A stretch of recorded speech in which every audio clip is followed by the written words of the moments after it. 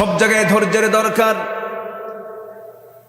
এই পৃথিবীতে যত পয়গম্বর ছিলেন সব পয়গম্বররা ছিলেন হলো ধৈর্যের পিরামিড। আদম আলাইহিস সালাতু ওয়াস সালাম থেকে শুরু করে আমার রাসূল পর্যন্ত সমস্ত পয়গম্বররা ছিলেন সবাই ধৈর্যশীল বান্দা। চরম ধৈর্যের পরিচয় তারা দিয়েছেন। আদম আলাইহিস সালাতু ওয়াস সালাম জান্নাত থেকে দুনিয়াতে নেমে ধৈর্যের পরিচয় দিয়ে শত শত বছর চোখের পানি ফেলে ফেলে যে দোয়াটা করেছেন, কান্না করেছেন, যারা পারেন সঙ্গে পড়ুন, রব্বানা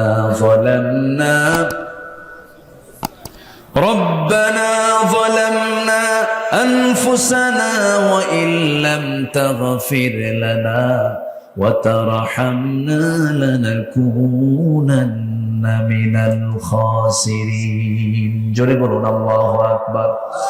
এই দোয়াগুলো করলেন, আল্লাহর দরবারে দোয়া মঞ্জুর হয়ে গেছে। আল্লাহ পাক বিপদ থেকে তাকে হেফাজত করলেন, বিপদ থেকে তাকে উদ্ধার করলেন। এরকম করে সমস্ত পয়গম্বর বিপদে পড়েছেন, দোয়া করেছেন। তবে সকল নবী ধৈর্যশীল ছিলেন, তবে একজন নবীর রাগ সবচেয়ে বেশি ছিল। বলুন তো সেই নবীর নামটা কি? কি সুন্দর, সবার মুখস্থ, আলহামদুলিল্লাহ। খুব রাগী মানুষ ছিলেন তিনি।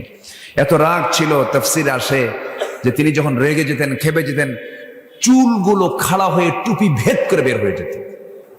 এত রাগ ছিল তার ভিতরে। প্রচন্ড রাগী লোক ছিলেন, টোকা মারলি বারুদের মতো জ্বলতেন তিনি। এত রাগ ছিল তার ভিতরে।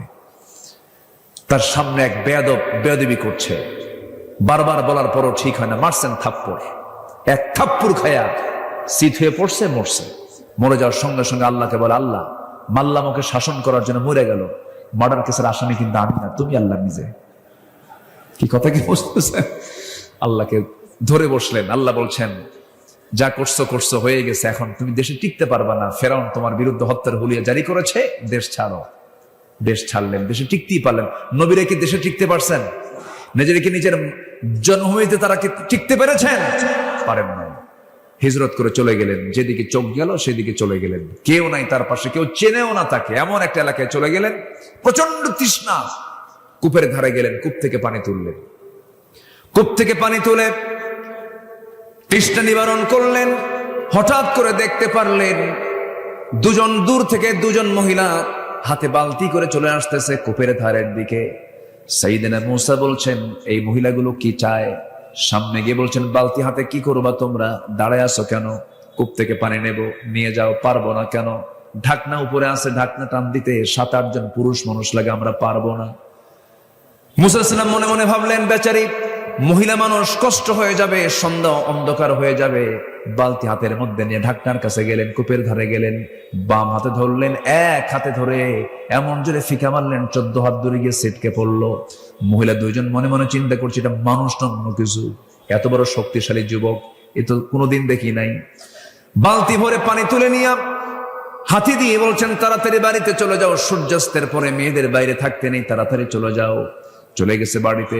বৃদ্ধ পিতা এবার সন্তানদেরকে ডাক দিয়ে বলছে, আমার কলেজার টুকরা সন্তান, এত তাড়াতাড়ি কেমন করে আসলা আব্বা? কবিয়ুন আজিজ, শক্তিশালী এক যুবকের সন্ধান কূপের ধারে পেয়েছি, খুব শক্তি রাখে, একাই সে আমাদেরকে সহযোগিতা করলো।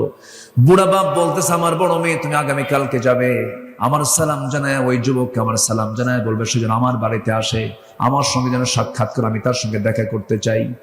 পরের দিন চলে আসছেন।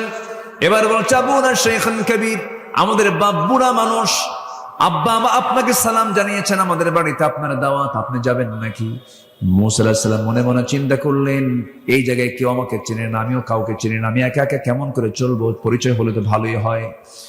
এবার বলছেন, আমি কেমন করে যাব? আমি তো বাড়ি চিনি না, আমি তো আপনাদের বাড়ির কোনো সন্ধানও জানি না। মহিলা বলছে, আপনার কোনো টেনশন নাই, আমি সামনে সামনে চলবো, আমাকে ফলো করে আপনি পিছে পিছে আসবেন। মূসা মনে মনে চিন্তা করছেন, আমি এমন তো পুরুষ নই, তুই মহিলা, তোর পিছে পিছে আমি থাকবো। তিনি একটু খেপে গেলেন, রেগে গেলেন, বলছেন, ও মহিলা, তুমি আমাকে কোন পুরুষ মনে করতেছো জানি না, আমি এমন পুরুষ নই যে মহিলার পিছে পিছে আমি দেখে দেখে ফলো করে যাব, তা না। আমি মূসা, আমি একজন পুরুষ মানুষ, আমি সামনে সামনে চলবো, পিছে পিছে আসবে তুমি। আমি শুধু ভুল করব যখন দুইটা শব্দ তোমার মুখে থাকবে, ডানে যদি যাই কিন্তু যেতে হবে বামে, তখন বলবো বাম আর ডান, বাম আর ডান, এর বাইরে একটা শব্দ তোর শোনা আমার জায়েজ নাই, খেয়াল রাখবি। আল্লাহু আকবার বলেন।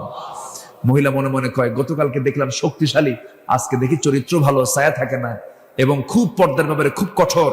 মনে মনে পছন্দ, মনে মনে কি এটা পছন্দ হয়ে গেছে। যারা চরিত্রবতী নারী তাদের জন্য দুটো গুণ সম্পন্ন পুরুষকে তাদের পছন্দ। কটা গুণ সম্পন্ন? একটা হলো চরিত্রবান, একটা কি বলেন তো চরিত্রবান, আরেকটা হচ্ছে শক্তিশালী, আরেকটা কি বলেন দৈহিক শক্তিশালী। সংসার করতে হলে শক্তির প্রয়োজন। এই দুটো গুণ থাকবে যার, একটা নারী তাকে পছন্দ করে। আর এখনকার মেয়েরা কি এগুলো পছন্দ করে? চরিত্র আগে দেখে। জানো এত সুন্দর স্মার্ট ছেলে, দুই হাঁটুর তলাটা ফাটা, দুই হাঁটু কি ফাটা, আর মাথার চুলগুলো ভাল্লুকের মতো, খুব ওভার স্মার্ট, মুখে দাড়ি পছন্দ না। এরকম মহিলা মনে হয় নাই? আসতে বলবেন না, আছে না নাই? মুখে দাড়িওয়ালা ছেলে বাপ নিয়ে আসছে, মেয়েকে আব্বা তোমার রুচি তো নাই, ও তো চাচা। ও কি দাড়ি রাখলে চাচা হয়ে যায়। মহিলা সামনে সামনে গেলেন, আল্লাহর পয়গম্বর তার পিছে পিছে যাচ্ছেন, কিন্তু নজর পিছে পিছে না গিয়ে তিনি মহিলার সামনে চলে গেলেন, আর পিছে পিছে মহিলা যাচ্ছে। বাস পৌঁছে গেলেন বাড়িতে। বাড়িতে পৌঁছার সঙ্গে সঙ্গেই সালাম দিয়ে ফেলেছেন। মুসা আলাইহিস সালাম বৃদ্ধ লোকটাকে লক্ষ্য করে সালাম দিলেন। সালাম জবাব শেষ হওয়া মাত্রই বৃদ্ধ লোকটার মুখ থেকে বের হলো, হে যুবক, তোমার নাম তো মুসা। এবার মুসা সাহেব মনে মনে ভাবতেছেন, এত দূর চলে আসলাম, এই লোকটা আমারে চিনলো কেমনে? কোনোদিন তো দেখা হয় না। এই লোকটাকে ফেরাউনের লোক নাকি? বড় টেনশনে পড়ে গেলেন। এবার ওই বৃদ্ধ লোকটা বলছে, ও মুসা, তুমি কি চিন্তা করো? এবার বলছেন, আপনি আমাকে চিনলেন কেমনে? এবার তিনি বলছেন, শোনো মুসা, শুধু তোমার নাম জানি না, তোমার কামটাও জানে। কি থাপ্পড় মারছো, মরে গেছে, মার্ডার হয়ে গেছে, এরপরে তুমি দেশ ছাড়ছো। বলেন তো এটা কি বিপদ না মহা বিপদ? বিশাল টেনশনে পড়ে গেছেন মুসা আলাইহিস সালাম। এবার জড়সড় হয়ে গেছেন। বৃদ্ধ লোকটা বলছে, হে মুসা, তুমি অজায়গায় আসো নাই, অপাত্রে আসো নাই, খারাপ কোন জায়গায় আসো নাই। তুমি আমার সামনে যে দাঁড়িয়ে কথা বলছো, আমাকে দেখে বুড়া মনে হলেও আমি সাধারণ বুড়োদের কাতারের বুড়ো নই। আমার পরিচয় হলো ইলা মাদিয়ানা আখাহুম শুআইবা। মাদিয়ানবাসীর জন্য আল্লাহ রাব্বুল আলামিন যাকে আল্লাহর পয়গম্বর করে পাঠিয়েছেন, সেই হলাম আমি আল্লাহর পয়গম্বর শুআইব আলাইহিস সালাম। খুব খুশি হয়ে গেল, আহারে আমার কিসমতটা কত ভালো, নবীর সামনে আমি দাঁড়ায় দাঁড়ায় কথা বলি। তখন মুসা কিন্তু নবী হন নাই, মুসা কিন্তু নবী হন নাই। নবীকে পেয়ে তিনি খুব খুশি হয়ে গেলেন। খুশি হয়ে সামনে দাঁড়ায় আছেন। আল্লাহর পয়গম্বর শুআইব বলছেন, গতকালকে আমার মেয়ে দেখেছো, আজকেও মেয়ে দেখেছো, দুইটা মেয়ের যে কোনো একটা মেয়েকে আমি তোমার সঙ্গে বিয়ে দিতে চাই, তুমি কি বিয়ে করবা নাকি? এত বড় একটা অফার কেমন করে প্রত্যাখ্যান করবেন? তিনি সঙ্গে সঙ্গে রাজি হয়ে গেছেন, হ্যাঁ আমি এখনই বিয়ে করতে রাজি আছি। এবার আল্লাহর পয়গম্বর বলছেন, আমার মেয়েকে যে বিয়ে দেব, তোমার রেকর্ড তো ভালো না। কেন? থাপ্পড় মারলে মানুষ মরে। থাপ্পড় মারলে কি মরে?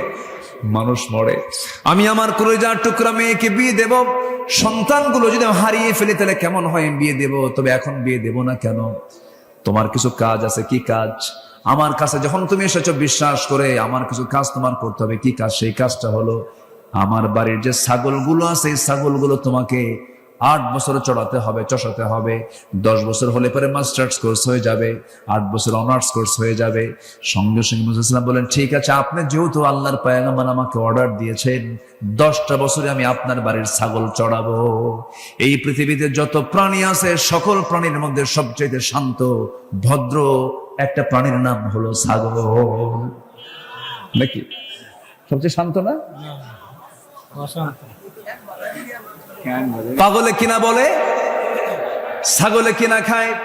এই ছাগল পালার দায়িত্ব পেয়ে গেছেন মুসা আলাইহিস সালাম, যিনি অত্যন্ত মেজাজি মানুষ ছিলেন, রাগী মানুষ ছিলেন। 10 বছর ছাগল পাললেন তিনি। সর্বশেষ দিন ছাগলগুলো নিয়ে যখন তিনি বাড়ির দিকে রওনা করলেন, হঠাৎ করে ছাগল পাল থেকে একটা ছাগল একাকী একদিকে দৌড় মেরেছে বিচ্ছিন্ন হয়ে। এই ছাগল পাল রেখে মুসা আলাইহিস সালাম ওই ছাগলটার পেছনে দৌড় মারলেন। ইবনে কাসির এসেছে, তাফসীর ইবনে কাসির আসছে, তিনি দৌড় মারছেন। ছাগল দৌড়ায়, নবুও দৌড়ান। ছাগল যতই দৌড়ায়, বলেন তো, যে ধরতে যায় তার রাগ কমে না বাড়ে? রাগ বাড়তে বাড়তে 100 ডিগ্রি হয়ে গেছে। ছাগলটা থেমে গেছে। দুই পা দুই হাতের মধ্যে ধরেছেন। দুই পা দুই হাতের মধ্যে ধরে শূন্যের উপরে খাড়া করেছেন। এক আছাড় মারবেন, এক আছাড়ে দুনিয়া থেকে মেরে ফেলবেন, দুনিয়া থেকে বিদায় করবেন। কিন্তু লক্ষ্য করে দেখেন, ছাগলটা থরথর করে কাঁপতেছে, চোখে মুখে তার বিশাল ভয়ের ছাপ, লঙ্কব দিয়ে টপ টপ করে ঘামগুলো ঝরতেছে। তার মধ্যে দয়া হলো, তুই তো ছাগল, তোরে মাইরা লাভটা কি?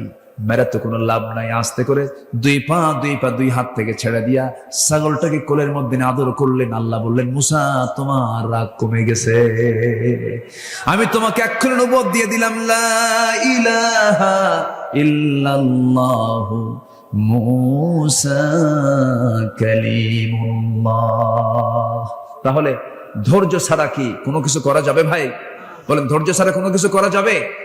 15টা চারিত্রিক গুণ, আল কোরআনের 15টি চারিত্রিক গুণের 1 নাম্বার বললাম হলো সত্যবাদিতা, নাম্বার 2 হলো আমানতদারিতা, নাম্বার 3 হলো সাবর, ধৈর্যশীলতা, নাম্বার 4 হলো জীবনের সকল জায়গায় আমরা ধৈর্য ধরবো। কার উপরে?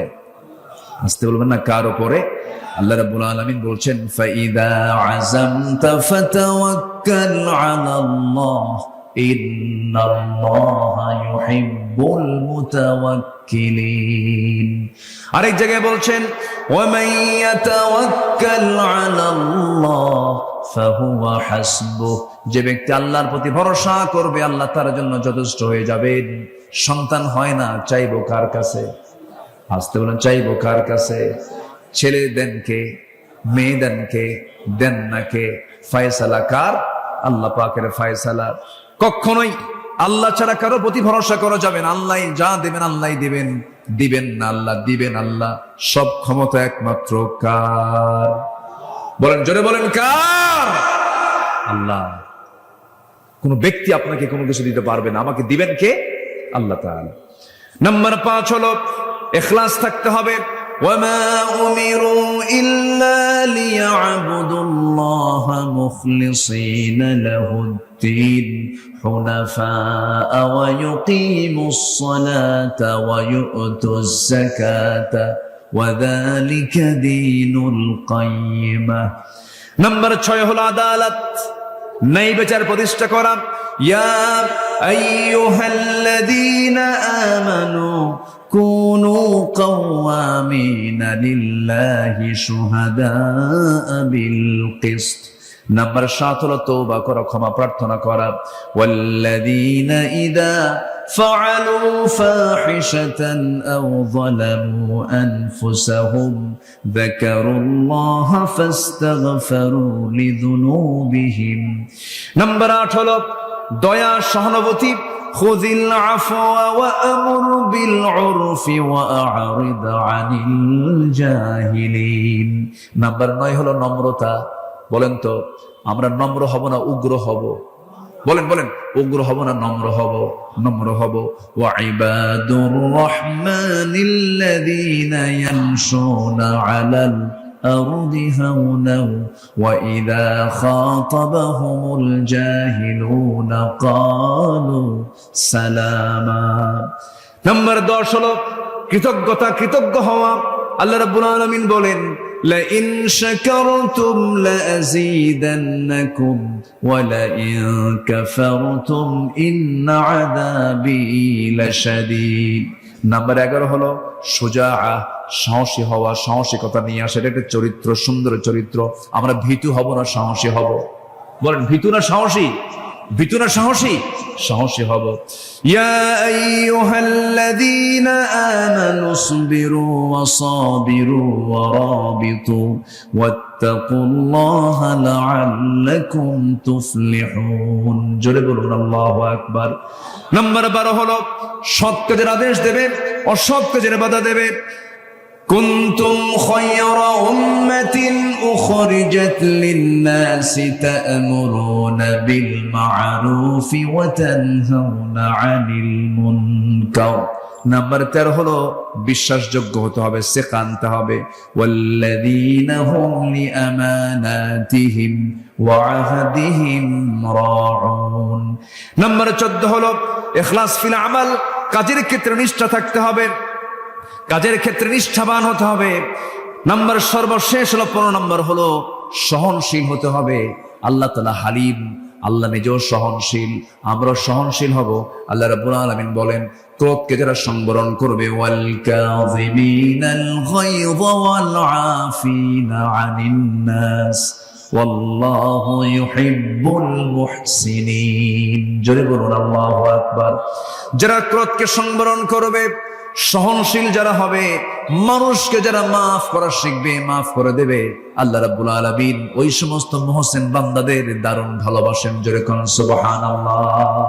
এই 15টা গুণ আমরা অর্জন করব। জোরে বলি ইনশাআল্লাহ। আর জোরে বলি ইনশাআল্লাহ। সাইয়েদনা ওমর ফারুক রাদিয়াল্লাহু আনহু মাথা নিচু করলেন, চোখের পানি আটকাতে পারলেন না। চোখের পানি আটকাতে না পেরে কেঁদে কেঁদে আল্লাহকে বলছেন, আল্লাহ এই মহিলার দোয়া তুমি আল্লাহ কবুল করে নাও, এই মহিলার সাক্ষ্যকে তুমি আল্লাহ কবুল করে নাও। আমি গুনাহগার বান্দা, কিন্তু ওই মহিলা বলে আমি ভালো বান্দা। আল্লাহ তুমি এই বান্দির দোয়া তুমি আল্লাহ কবুল করো, চাওটাকে তুমি আল্লাহ কবুল করে নাও। এবার ওমর ফারুক বলছেন, মহিলা শোনো, ঠিক আছে আমি দোষ করেছি, মামলা দিবা ভালো কথা, কিন্তু তুমি গুনগুন করে গান গাও কেন? এর কারণটা কি? এত গভীর রাতে এত কিছু বোঝো, আমার এত দোষ ধরলা, কিন্তু গুনগুন করে গান গাচ্ছ কেন? কি কারণটা কি? এর হেতুটা কি? এর ব্যাখ্যাটা কি?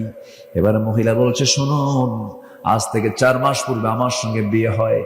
আমার স্বামীর সঙ্গে মাত্র 3 থেকে 4 দিন 4 রাত আমি তার সঙ্গে ছিলাম। এই সহবাসের পরে আজকে 4 মাস গত হতে চলে, 4 মাস পার হয়ে গেছে। আমার স্বামীকে এই জনপদের খলিফা ওমর ফারুক রাদিয়াল্লাহু আনহুর লোকজন এসে আমার স্বামীকে সীমান্ত প্রহরায় নিয়োগ দিয়ে তাকে নিয়ে চলে যায়। আজকে 4টা মাস গত হতে চলে, আমার স্বামীকে দেখি না, তার সঙ্গে কোনো কথাবার্তাও হয় না। এই গভীর রাত্রিতে হঠাৎ করে আমার ঘুম ভেঙে গেল, ভিতরের স্বামীর প্রেম জাগ্রত হয়ে গেল। আমার বৈধ স্বামীকে পাওয়ার জন্য আমি গভীর রাত্রিতে গুনগুন গুনগুন করে গান গাচ্ছিলাম। সাইয়েদনা ওমর ফারুক মনে মনে চিন্তা করছেন, আহারে দোষ তো আরেকটা যোগ হয়ে গেছে। কি কথা কি বুঝতেছেন আপনারা? কথা বুঝতেছেন? একজন অর্ধ দুনিয়ার শাসনকর্তা জনগণের রায় নেবার জন্য কেমন করে আড়াল হয়ে জনগণের কাছ থেকে রায় নিয়ে আসতেন। ওমর ফারুক এবার বলছেন, মহিলা শোনো, তুমি কি আমাকে ছাড়বা না? কেন আমি ছাড়বো না? একটা প্রশ্ন করি। কি প্রশ্ন? কিন্তু ওমর ফারুকের কিন্তু কোনো দোষ ছিল না, কারণ তিনি একটা দেশের রাষ্ট্রপ্রধান। তিনি যে কোনো আসামিকে ধরার জন্য ঢুকতে পারেন কিনা বলেন? ঢুকতে পারেন কিনা বলেন? ঢুকতে পারেন। তিনি প্রশাসকদের প্রশাসক। সাইয়েদনা ওমর ফারুক রাদিয়াল্লাহু তাআলা আনহু সঙ্গে সঙ্গে বলছেন, ঠিক আছে, কিন্তু তুমি আমার বিরুদ্ধে যে মামলা দেবে, আমি তার আগে তোমাকে একটা প্রস্তাব করব। সেই প্রস্তাবটা হলো, তোমার যে কাঙ্ক্ষিত স্বামী আজকে 4 মাস যাবত তুমি তাকে দেখতে পাচ্ছ না, সেই স্বামীকে যদি আমি তোমাকে কাল সকালে সূর্য উদয়ের আগে যদি তোমার বাড়িতে যদি পৌঁছা দিতে পারি, তুমি কি আমার বিরুদ্ধে কোনো মামলা দিবা নাকি? মহিলা মুস্কি হাসি মেরে বলছে, ও আল্লাহর গোলাম, আমার স্বামীকে যদি কালকের দিনের মধ্যে যদি হাজির করে দিতে পারো, কোনো মামলা দেব না। দেখছেন কোথায় নক করলেন উনি? জোরে কোন সুবহানাল্লাহ। শাসক কাকে বলে? একজন উনি বুঝলেন যে এই রোগীর রোগ কোথায়, রোগীর রোগটা কোথায়, রোগটা ধরে ফেললেন। এবার বললেন, ঠিক আছে তুমি থাকো, আমি চলে যাচ্ছি, তোমার স্বামী সময় মতো চলে আসবে। নিজের পরিচয় সম্পূর্ণ আত্মগোপন করলেন। চলে গেছে বাড়িতে। বাড়িতে গিয়ে বউয়ের সঙ্গে দেখা।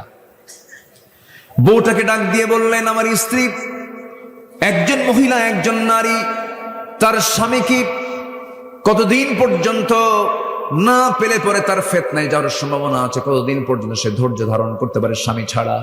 একটু আমাকে বলো তো। স্ত্রী বলছেন, আমার স্বামী, আপনি কত বড় একজন জ্ঞানী মানুষ, আপনি আমাকে প্রশ্ন করছেন না? তুমি নারী মানুষ, তুমি তো নারী, তুমি বলতে পারবে।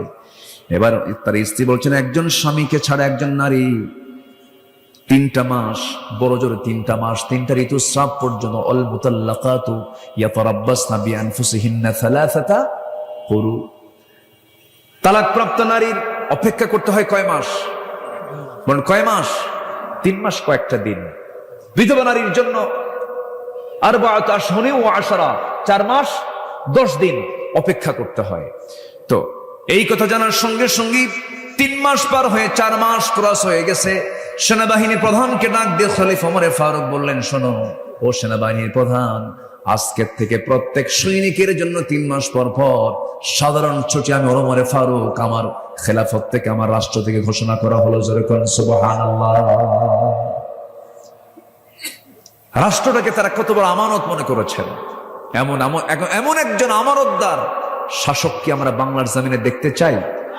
সবাইকে দেখতে চান? আল্লাহ কবুল করুন, জোরে বলি আমিন। সম্মানিত ভাইয়েরা, গুণ দরকার হলো 15টা। চলতেছে কয় নাম্বার? বলেন কয় নাম্বার চলতেছে? আরো আছে কত? 13টা। নুরু, ওয়াজ কি শেষ না শুরু? বহু কথা এখনো পড়ে আছে। আল্লাহ কবুল করুন, জোরে বলে আমি। খুব ভালো মানুষ আপনারা, কি সুন্দর, কেউ নড়ছেন না, বসে আছেন, কোরআনগুলো শুনছেন। আল্লাহ আমল করার তৌফিক দান করুন, জোরে বলি আমিন। নাম্বার 3 হলো ধৈর্যশীলতা। আমি কি শেষ করে দেব নাকি? চলো, আপনি যা বলবেন তাই হবে। ওনারা চিনেন? বড় ভাই, মাশাআল্লাহ, আলহামদুলিল্লাহ। জি, নাম্বার 3 হচ্ছে ধৈর্যশীলতা। নাম্বার 3 কি বলেন তো? ধৈর্যশীলতা, সবর। বলুন তো, এখানে যে বসে আছেন, ধৈর্যের দরকার নাই? আজ থেকে ধৈর্যের দরকার আছে না নাই? একজন লোক আপনাকে গালি দিল, জবাব আপনি দিতে নিয়ে থেমে গেলেন, কি দরকার বলেন? কি দরকার বলেন? ধৈর্য। ধৈর্য হলো যোগ্যতা, রাগ কোনো যোগ্যতা নয়। একটা জঙ্গল এমনি হয়, কোনো যত্ন লাগে না। জঙ্গল কি যত্ন করতে হয়? এমনি হয়। বাগান, বাগান কি করতে হয়? যত্ন করতে হয়, সাজাতে হয়, সেখানে পরিশ্রম করতে হয়, টাকা খরচ করতে হয়, এরপর বাগান গড়ে ওঠে।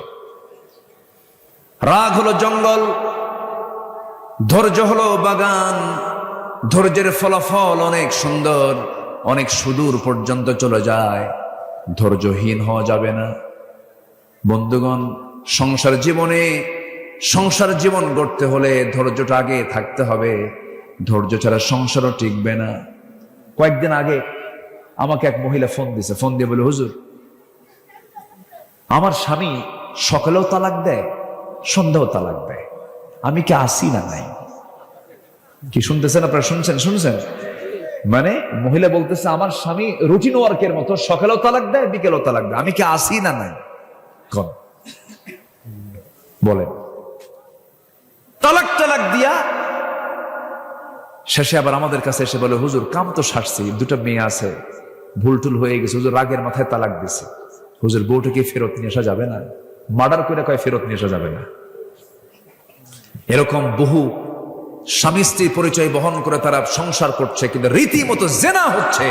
এমন সংসার আছে না নাই? আচ্ছা, প্রত্যেক গ্রামেই 2-1টা করে খুঁজে পাবেন, এগুলো আছে। এই আছে না? আসতে বলবেন না, আছে না নাই?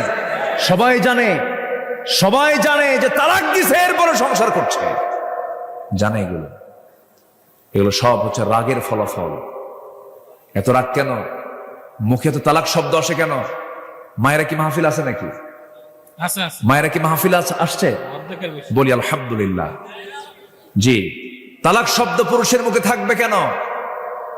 এটা আইনের ভাষা, আপনি কেন মুখ দিয়ে বলবেন? আপনাকে অনেক কাজ আছে, দরবার আছে, সালিশ আছে, বৈঠক আছে, মুরব্বীদের নিয়ে কথাবার্তা আছে, 3 তুহুরে 3 তালাক আছে, তালাকের পদ্ধতি আছে, তালাক নামে একটা সূরা আছে। কিছুই না জেনে না বুঝে নিজের মুখে আইন তৈরি করে আপনি তালাক মেরে দিলেন। এই জাতীয় বদভ্যাস যারা আনবে, এই জাতীয় মানে জুলুম যারা করবে, উচিত হচ্ছে তাদেরকে, ওই যে বাঁশ গাছ আছে না, বাঁশের যে ডালগুলো আছে, ওগুলো কি কঞ্চি, বাঁশের যে কঞ্চিগুলো আছে, যে চিকন কঞ্চিগুলো, একদম পাকা বাঁশের, ওই কয়েকটা কঞ্চি এক জায়গায় করে পিছন দিকে মারা দরকার। বেকুব গুলো আকাম কুকাম কুইরা পরে কান্দে, পরে আর কোনো থা পায় না। আল্লাহ তাআলা এই ধৈর্যহীনতা থেকে আল্লাহ পাক এই জাতিকে হেফাজত করুন, জোরে বলি আমিন। আরো জোরে আল্লাহুম্মা আমিন। এগুলো করা যাবে না। ধৈর্য আনবেন, সব হবে। দোকানে কাপড় বিক্রি করতে নিছেন, গেঞ্জি বেচবেন, গেঞ্জি বিক্রেতা গেঞ্জি কিনতে আসছে, 1 গেঞ্জি দেখে না 10 গেঞ্জি দেখে? 10টা আগে দেখবে, এরপরে গেঞ্জি একটা দেখে সে নেবে অথবা নেবে না। হয়তো 10 গেঞ্জি দেখার পরে পছন্দ 10টার মধ্যে একটা হয় না, চলে যাচ্ছে। আপনি কি করবেন? এই দিকে আয়, এত দেখলি কেন এখানে বলতে পারবেন? ব্যবসা হবে? ব্যবসা হবে না। সব জায়গায় ধৈর্যের দরকার। এই পৃথিবীতে যত পয়গম্বর ছিলেন, সব পয়গম্বররা ছিলেন হলো ধৈর্যের পিরামিড। আদম আলাইহিস সালাতু ওয়াস সালাম থেকে শুরু করে আমার রাসূল পর্যন্ত সমস্ত পয়গম্বররা ছিলেন সবাই ধৈর্যশীল বান্দা। চরম ধৈর্যের পরিচয় তারা দিয়েছেন। আদম আলাইহিস সালাতু ওয়াস সালাম জান্নাত থেকে দুনিয়াতে নেমে ধৈর্যের পরিচয় দিয়ে শত শত বছর চোখের পানি ফেলে ফেলে যে দোয়াটা করেছেন, কান্না করেছেন, যারা পারেন সঙ্গে পড়ুন, রব্বানা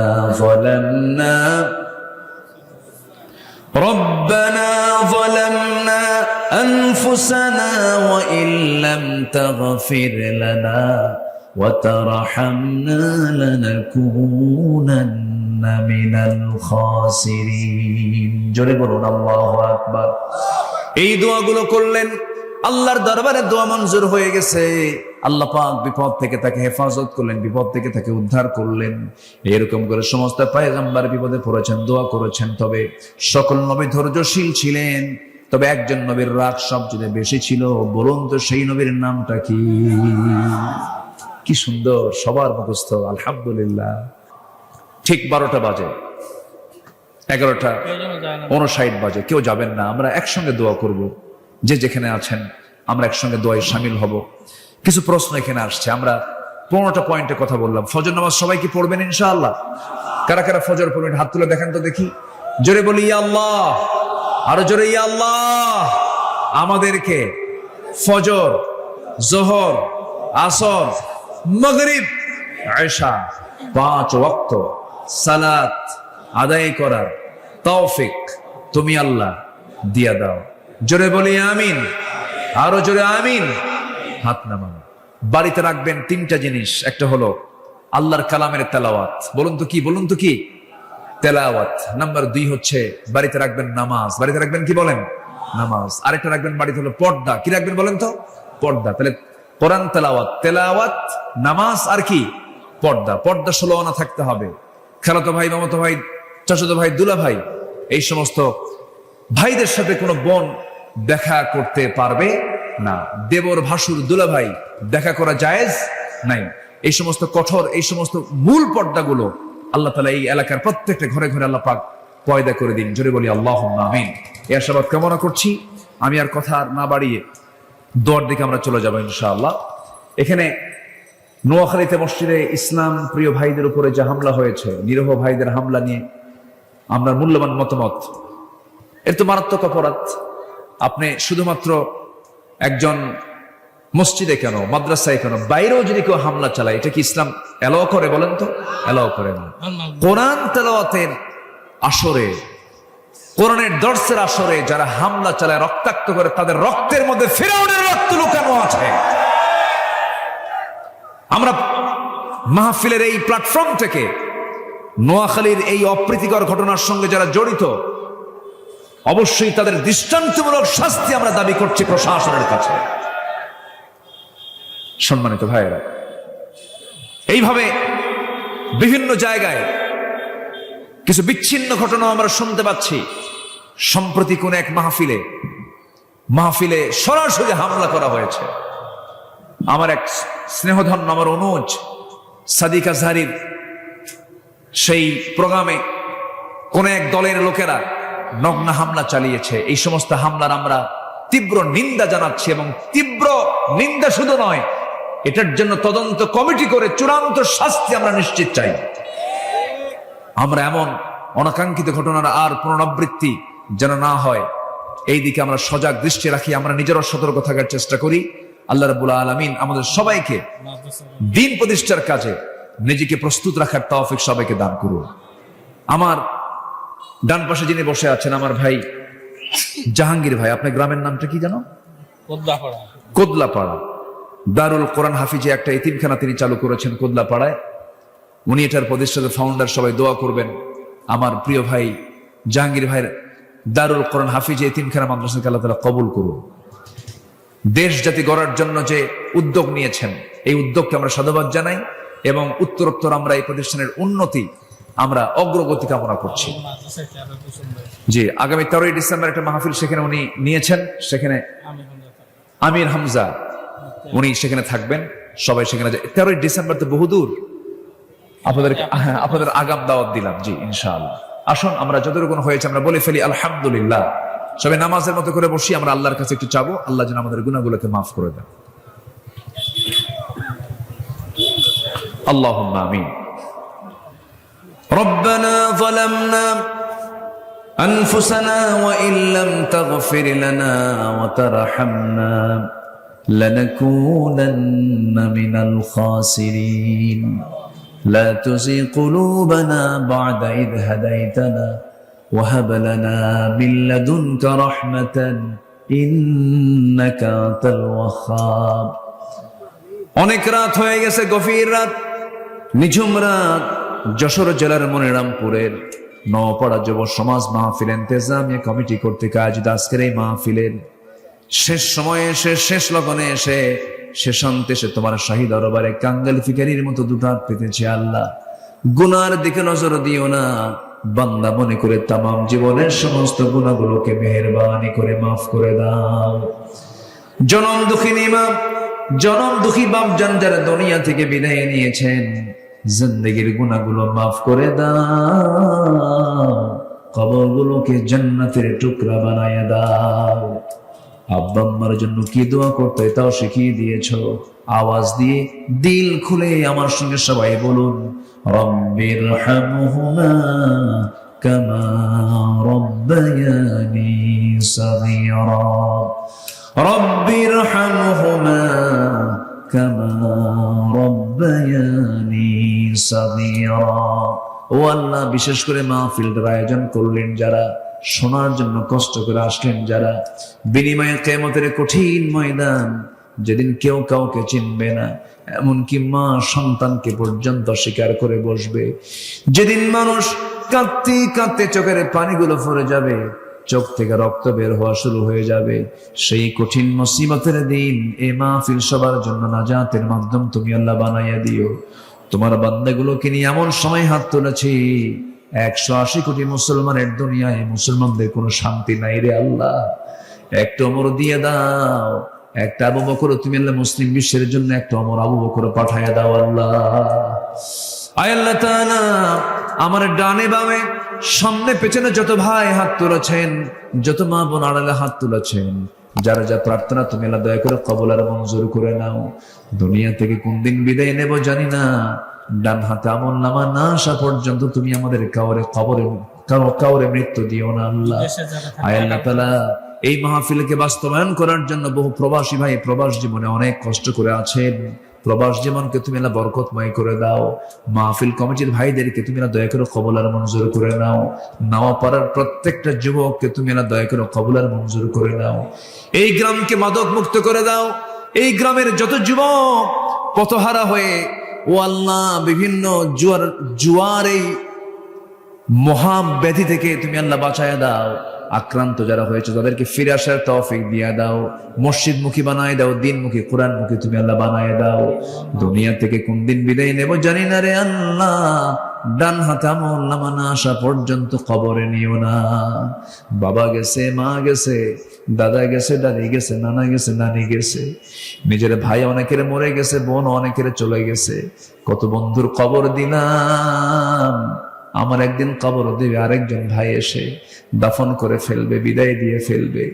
এই তো দুনিয়ার নিয়ম রে আল্লাহ। কোন দিন মরবো জানি না, তবে যেদিন মরবো রে, টান মেরে ঘর থেকে বের করে দেবে, জীবনের শেষ গোসলটা হয়ে যাবে, মরা মুখ সব দেখে দেখে চলে যাবে, কবরের দিকে নিয়ে চলে যাবে, কবরের শোয়া দিবি, 24 ঘন্টা যাবে না, মাথার চুলগুলো খসে খসে পড়বে, 3 দিন যাবে না, চামড়াগুলো গলে গলে পোকার পেটের খাবার হয়ে যাবে রে।